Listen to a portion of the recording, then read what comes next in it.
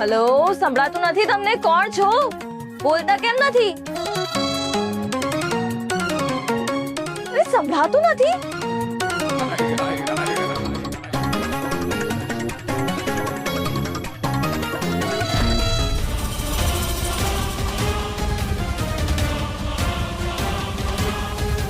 અનુશ્રીબેન, તમને ભાવતું નાળિયેર લાવી છું. તમને ભાવે છે ને? અરે વાહ, નાળિયેરનું પાણી મારે પીવું છે અને કોપરું પણ ખાવું છે. અંબાડીઓ આવશે ત્યાં સુધી નાળિયેરનું પાણી પીશ અને કોપરું ખાઈશ. હા હા, ઉંબાડિયાનો ઓર્ડર આપું છું, પણ હમણાં તને તારું ભાવતું મળી ગયું ને? યસ. તો જા, હવે તું તારા કપડાં ચેન્જ કરી લે. ઓકે.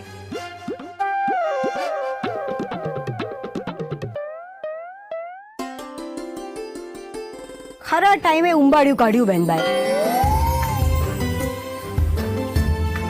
અત્યારે તેને નાળિયેર પાણી પીવડાવો.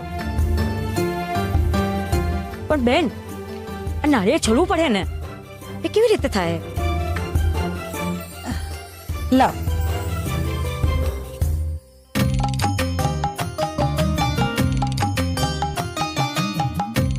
હું કઈ મદદ કરું? તું હા. લે.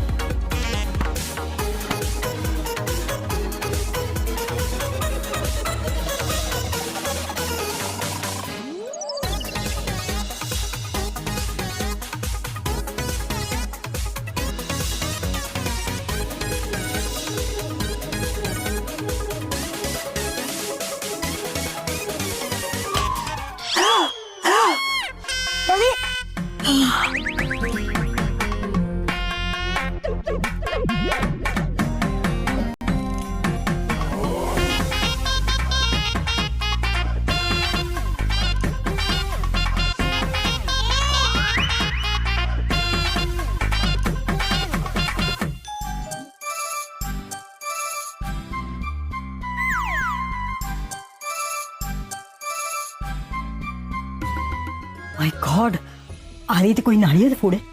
સાવ જંગલી છે, જંગલી. મામી, આ સેમ્પલ કોણ છે?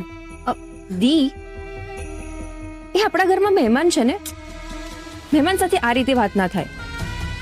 તારે મને સલાહ આપવાની જરૂર નથી. મારે કોની સાથે કેવી રીતે વાત કરવી, ઓકે? તિથિ, એ કોણ છે ને ક્યાંથી આવ્યો છે એ જાણવાની તારે જરૂર નથી.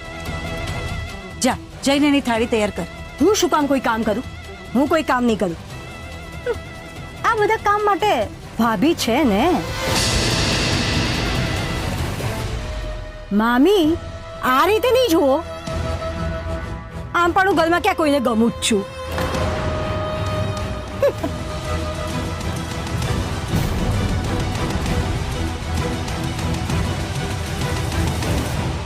કરિશ્મા બેટા, તું એની થાળી તૈયાર કરીશ ને?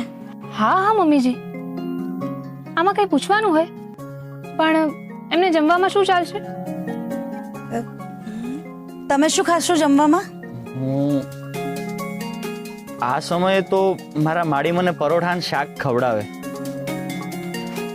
એ હોય તો હું એ જ ખાઈશ. ભલે. થઈ જશે મમ્મીજી. પણ મામી, આ છે કોણ અને એમનું નામ શું છે?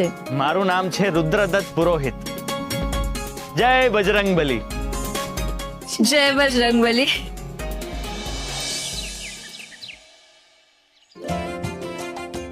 ભાભી, ગરમા ગરમ શાક તૈયાર છે.